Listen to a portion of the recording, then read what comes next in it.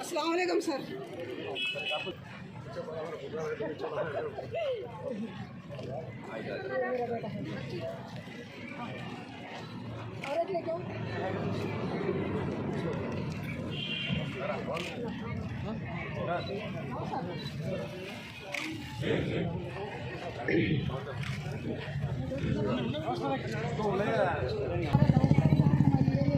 MLA గారు కూడా విచ్చేశారు.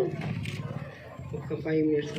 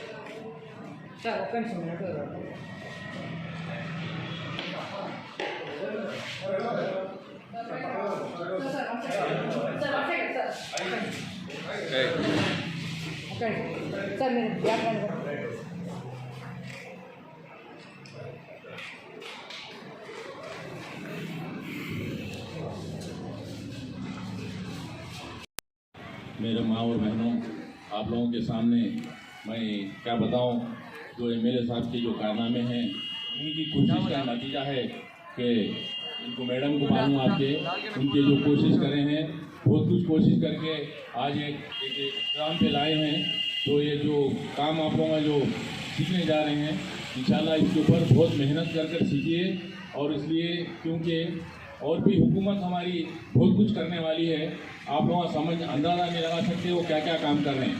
आपको मालूम होना चाहिए, शादी मुबारक के अलावा सीएम रिलीफ फंड पूरे तेलंगाना के अंदर, कोटला कॉन्स्टिट्यूंसी के अंदर जो हमारे एमएलए साहब जो लाते हैं और जो पेंशन्स जो ला रहे हैं, आप यकीन नहीं कर सकते, कोई अंदाज़ा नहीं लगा सकता उतने पेंशन आ रहे हैं। और शादी मुबारक के भी जो है स्कीम जो चल रही उसके भी जो है ना बहुत कुछ आ रहे हैं। अब ये ट्रेनिंग सेंटर का है, इससे आप लोग 1 महीने में 40 दिन में जितना भी कोर्स है उसके सीख के उनका भी नाम निकालीजिए। मैडम जो अपने जो मुन्नी मैडम जो है ना, उन्होंने जो इतना मेहनत कर रहे हैं उनका भी नाम निकालिए। हमारे एमएलए साहब का भी, हमारे तमाम अहबाब का भी आप नाम निकालिए। मुझे मौका देगा, शुक्रिया अदा करता हूँ।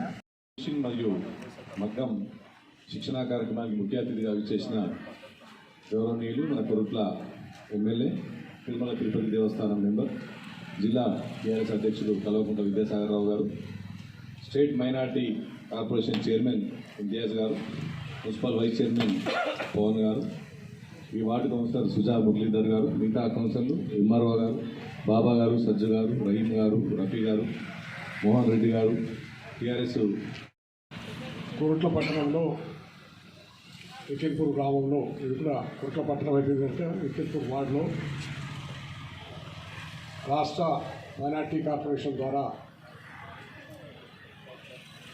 కుట్టు మిషన్ల ట్రైనింగ్ సెంటర్ కార్యక్రమానికి ముఖ్య అతిథిగా వచ్చి మొట్టమొదటిసారిగా చైర్మన్ అయిన తర్వాత మరి ప్రత్యేకంగా మన కొట్లకు వచ్చినందుకు చైర్మన్ గారు ఇంతియాజ్ గారికి, మైనార్టీ కార్పొరేషన్ చైర్మన్ గారికి కృతజ్ఞతలు తెలియజేస్తూ ఈ కార్యక్రమంలో పాల్గొన్న మున్సిపల్ చైర్పర్సన్ లావణ్య అనిల్ గారు, వైస్ చైర్మన్ పవన్ గారు, ఎంఆర్ఓ గారు, ముఖ్యంగా అన్ని ప్రతిమ గారు, ఆమె అయితే పాపం నిజంగా మీరు ఎట్లా కష్టపడతారో మీకోసం అంతకంటే ఎక్కువ కష్టం. నన్ను ఒక్క నిమిషం మనకి జ్వరం వస్తుంది, నాకు 5-6 రోజుల జ్వరం వస్తుంది. ఎప్పుడు ఇవ్వాలి, ఫస్ట్ టైం బయటకు వచ్చిన 6 రోజుల నుంచి బయటకు ఇవ్వాలని వచ్చిన ఒక్క నిమిషం కూడా మనసు పట్టుకుంటే नहीं साहब कैसे भी आना ट्रेनिंग स्टार्ट करना, चेयरमैन साहब बुलाए बोल के पीछे पड़े बहुत काम कर रहा हूँ. ऐसा भी सिखाना सब लोगों को, जिसका वहाँ पे उन्हें खड़े रहना. అందరికీ नमस्कार. ఈరోజు अच्छा उर्दू में बोलता हूँ, आप लोग सब है ना सुनने के लिए. थोड़ा उम्रा गया हुआ था, परसों उम्रा से आया हूँ, थोड़ा आवाज़ बैठी है क्योंकि मत समझिए. तो आज कोरुटला कॉन्स्टिट्यूंसी में टेलरिंग मशीन्स का इनाग्रेशन करते हुए माइनॉरिटी अफेयर्स कॉर्पोरेशन की जानिब से इस प्रोग्राम में मेहमान खुसूसी हमारे senior most MLA Kalvakuntla Vidyasagar Rao साहब और म्यूनसिपल चेयरमैन लावण्या अनिल भाई साहब और वाइस चेयरमैन पवन कुमार साहब और मेरे साथ सभी दोस्त सज्जू भाई और हमारे बाबा भाई, रहीम भाई और वासी भाई और सभी मेरे भाई, सभी को जो है नामे नाम से मैं बोलना चाहता हूँ. मेरे साथ आए हैं माजिद भाई.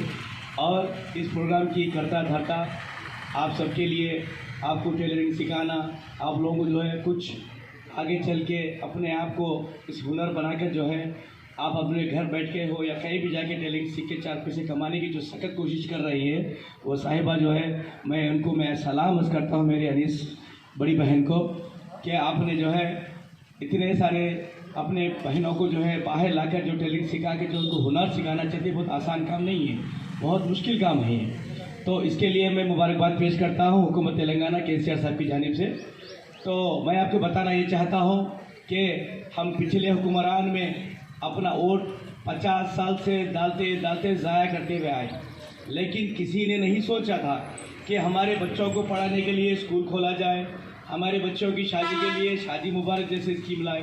मैं यही पूछना चाहता हूँ कि हमने 50 साल कांग्रेस पार्टी को वोट डाला, कि सेकुलरिज्म के नाम पे वोट डाला, लेकिन कांग्रेस पार्टी कभी भी आपके बच्चों को पढ़ाने के लिए 12 से 13वां स्कूल नहीं खोल सके. क्यों नहीं खोल सके? किसको कोई रोका था क्या उनको? नहीं. मगर KCR साहब को कोई बोले थे क्या हमारे बच्चों को पढ़ाने स्कूल खोलो बोल के? फिर ये सोच KCR साहब को आई, कांग्रेस वालों को क्यों नहीं आई 50 साल हमारा वोट लेके? KCR साहब तो 2014 में आपसे हुकूमत बनाने के लिए तेलंगाना अलग होने के बाद पहली बार आपसे वोट लिए. जब पहली बार वोट लेके 2014 में वोट लिए, 2016 में आपको पूरे आंध्र प्रदेश अगर मिला है तो सिर्फ 12 रेसिडेंशियल स्कूल थे. कितने थे? 12. वो 12 स्कूल में बड़ी मुश्किल से 1500-1200 बच्चे पढ़ते थे. लेकिन आज 2016 में जब KCR साहब पहली बार स्कूल खोले, पहली शक्ल में कितने स्कूल खोले आप लोगों को मालूम है? 72 स्कूल खोले.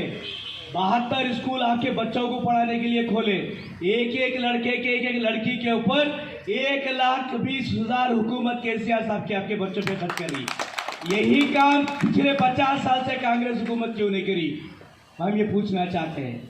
आज अगर आपके पास कोई कांग्रेसी आता है तो ये पूछना है कि ये हमारे बच्चों को पढ़ाने के लिए तुम 50 साल से क्या करे बाप? यही हमारे KCR साहब आज कर रहे हैं. आज KCR साहब जो है हमारी गरीब बहनों की शादी के लिए 1,01,16 रुपये दे रहे हैं. चाहे वो मेरी हिंदू बहन हो, चाहे मेरी क्रिश्चियन बहन हो, सभी के लिए, गरीब लोगों के लिए 1,01,16 रुपये करे. यही काम कांग्रेस वाले क्यों नहीं करे? TDP वाले क्यों नहीं करे? उनको क्या मजबूरी थी? कोई मजबूरी नहीं थी. वो सिर्फ आवाम के वोटों से हुकूमत में आना, हुकूमत को गलत काम में इस्तेमाल करना, अपना फ़ायदा उठाना, चले जाना. लेकिन KCR साहब का जो मकसद है, जिसको गोल्डन तेलंगाना कहा जाता है, जो KCR साहब का ख्वाब है, सुनहरा ख्वाब है कि तेलंगाना के आवाम को सुनहरे गोल्डन में लेके जाना. तो उसका मतलब क्या?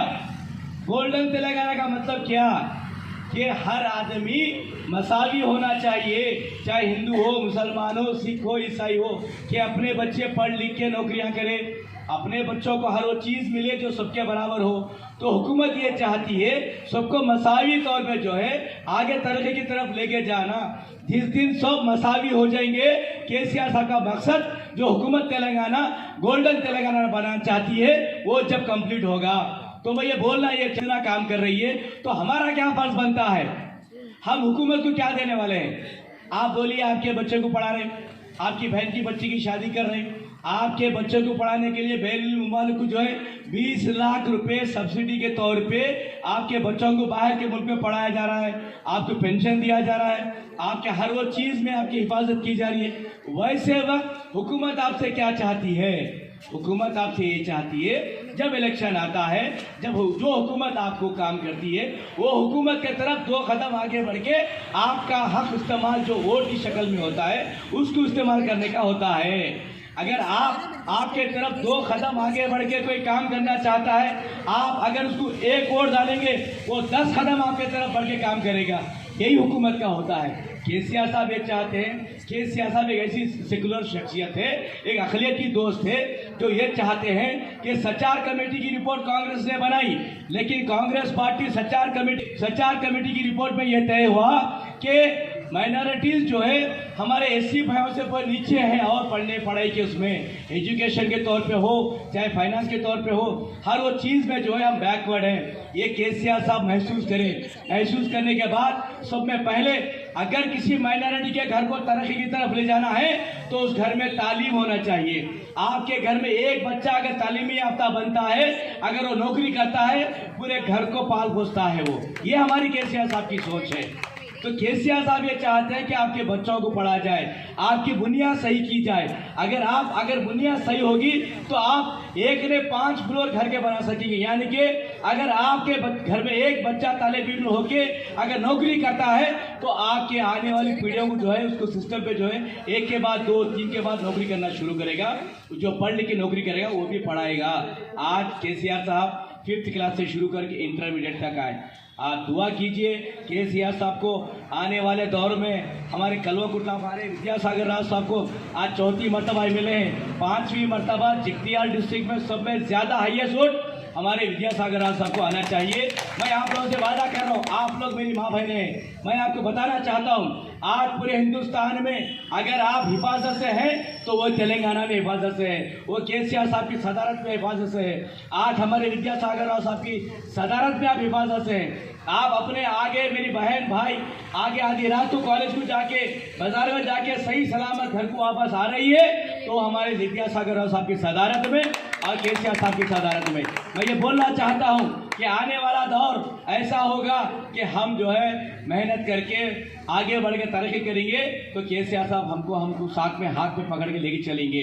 तो मैं आपसे वादा लेना चाहता हूँ कि आने वाला जो दौर है उसमें आप वादा कीजिए अपना एक कीमती वोट अपने सारे खानदान के वोट केसीआर साहब को विद्यासागर राव साहब को डाल के भारी मेजॉरिटी से जिताना होगा।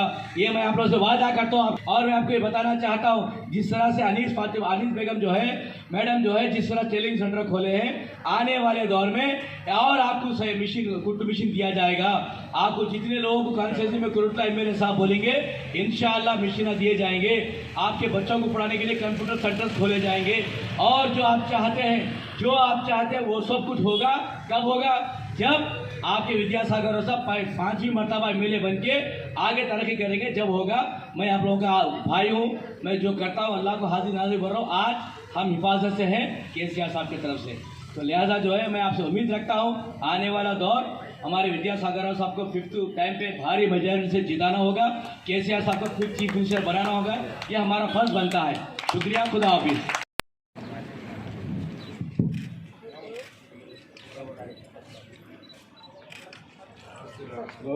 మేడం ఒకసారి చూడండి, మేడం చూడండి, ఒకసారి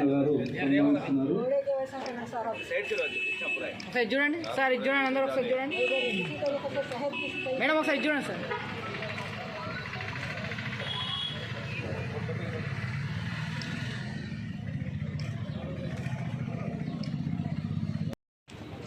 చేసి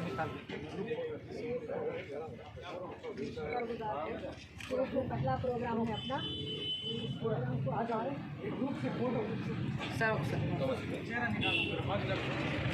सर ఇక్కడ చూడండి మేడం మేడం మేడం అంతే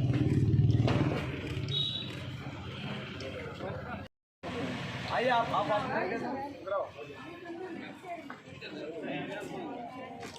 ऐसा आ जाओ अजय भाई जी आओ भाई अरे ये थोड़ा यादगार फोटो रहती है आप आ जाओ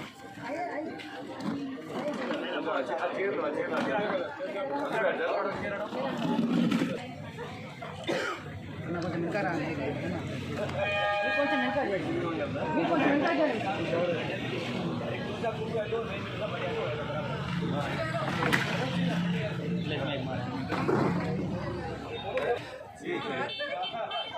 సార్ 1 సెకండ్ ఇది చూడండి మేడం ఇది చూడండి మేడం